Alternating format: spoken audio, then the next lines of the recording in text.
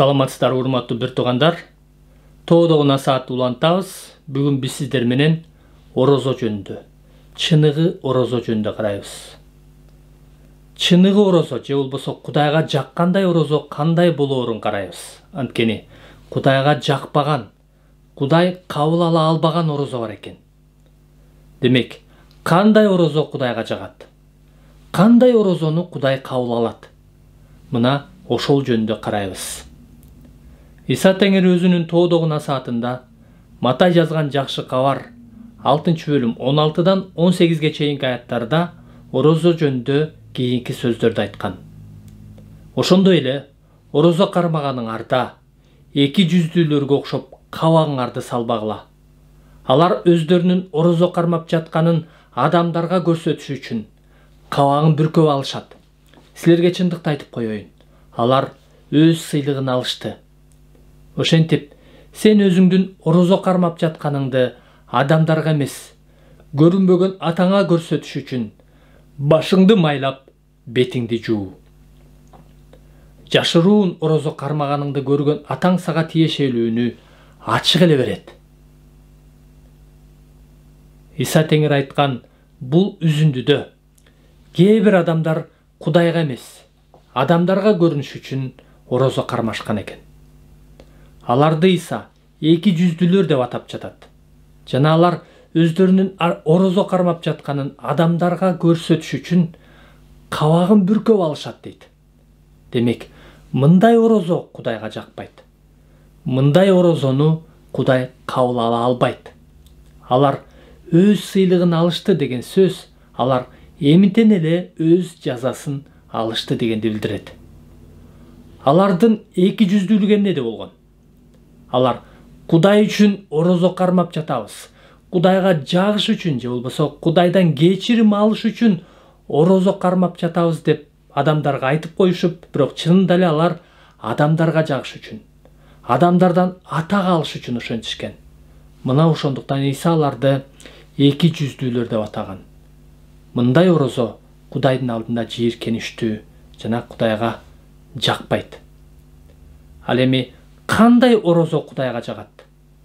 Иса Теңир андан ары мындай дейт. Ошентип, сен өзүңдүн орозо кармап жатканыңды адамдарга эмес, көрүнбөгөн атаңа көрсөтүш үчүн башыңды майлап, бетиңди жуу. Жашыруун орозо кармаганыңды көргөн атаң сага тиешелүүнү ачык эле берет. Демек, адамдарга көрүнүш үчүн эмес, Кудайга көрүнүш үчүн кармаган орозо ага жагат, Кудайга жагат. Жашыруун кармаган орозо Кудайга жагат. Мен орозо кармап жатам деп адамдарга жар салбаган орозо Кудайга жагат. Орозо жөнүндө Кудайдын сөзүндөгү эң маанилүү тексттердин дагы бири бул Ышая пайгамбардын китеби 58-бөлүм. Бул бөлүмдү окуп чыгып, андан кийин орозо жөнүндөгү темабызды жыйынтыктайлы.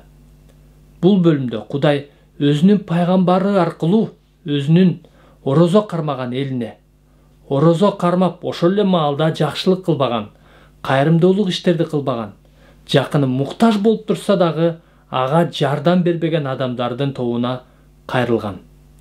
Булар адатта дин кызматчылар болушкан. Анда эмесе бул үзүндүнү бирге окуйлу. Эмне үчүн биз орозо туттук? Сен болсо көрбөйсүң. Эмне үчүн биз жаныбызды кыйнадык?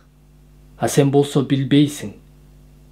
Силер орозо кармаган күнү өз эркиңерди аткарасыңар. Башкалардан оор жумуштарды талап кыласыңар. Силер талаш тартыш, уруш чатак үчүн, башкаларды кылмыштуу колуңар менен уруш үчүн орозо тутуп жатасыңар. Ушул учурда силер үнүңөр асманга угулуш үчүн орозо тутуп жаткан жоксуңар. Мен тандап алган орозо ушундай беле. Мен тандап алган күн ушундай беле.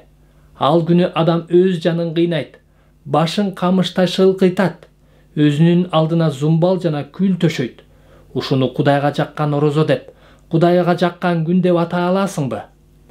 Мен тандап алган орозо мындай: калптын кишендерин бошот, эзүүнүн кишендерин чеч, эзилгендерди эркиндикке чыгар, ар кандай моюнтурукту алып сал. ачка киши менен наныңды бөлүш, тентип жүргөн жакырларды үйүңө киргиз, жылаңачты көрсөң ага кийим кийгиз, каны бир жакыныңдан жашынба. Ошондо сенин жарыгың таң сымал ачылат, айыгууң тез арада келет, акыйкатың алдыңда жүрөт, Теңирдин даңкы сени коштоп жүрөт. Ошондо сен чакырасың, Теңир угат, ыйлайсың, ал мен мына дейт, сен өз чөйрөңдөн эзүүнү жоготконуңда, сөөмөйүңдү көтөргөнүңдү, жаман сүйлөгөнүңдү койгонуңда, ачкага наныңды бергениңде, кыйналгандардын жанын тойгузганыңда, сенин жарыгың караңгыда жаркырайт, караңгылыгың чак түштөй болот. Ошондо Теңир ар дайым сенин жол башчың болот. Кургакчылыкта жаныңды тойгузат, сөөктөрүңдү чыңдайт. Ошондо сен сугарылган бактай, суусу эч качан соолубаган булактай болосуң. Кылымдар бою ээн жаткан чөлдөргө сенин тукумдарың отурукташат. Сен көп муундардын негизин калыбына келтиресиң. Сени урандыларды калыбына келтирүүчү, жашоо үчүн жолдорду жаңыртуучу деп аташат.